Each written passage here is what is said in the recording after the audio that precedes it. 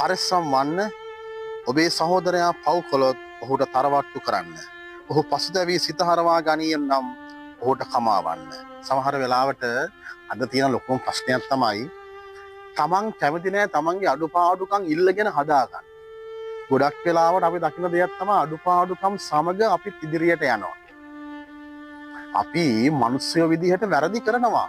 මිනිස්සුන්ගේ වැරදියට වටහා ගන්නවා. වැරදියට තේරුම් ගන්නවා. ඒ වගේම මිනිස්සුන්ට විරුද්ධව අපි කතා කරනවා. මට මතකයි මට කෙනෙක් දවසක් කියනවා ෆාදර් නැති තැන ෆාදර් ගැන වැරදි කියන මිනිස්සුම ෆාදර් ඉන්න තැන ෆාදර්ගේ මොනට හොඳ කියනවා. මං කිව්වා ඉතින් ඒක තමයි මනුස්ස ස්වභාවය. ඒක තවත් විදිහට ගොයත් කරයි මමත් කරයි. ඒ අපේ මනුස්ස දුබලකම තුල. හැබැයි අපි දැනගන්න ඕන එවන්නන්ට පවා සමාව දෙන්න. ඒ කෙනා ඒ අඩුපාඩුව හදාගන්න විවෘත නම් උදව් කරන්න. විවෘත නැත්තම් විවෘත වෙනතුරු යාඥා කරන්න. නමුත් ඔබ ඒ කෙනාගෙන් පරිගන්න සිතුවිලි වලට ඇතුළු නොවන්නට වගේ බලන්න. අපිට දෙසුවිතයි.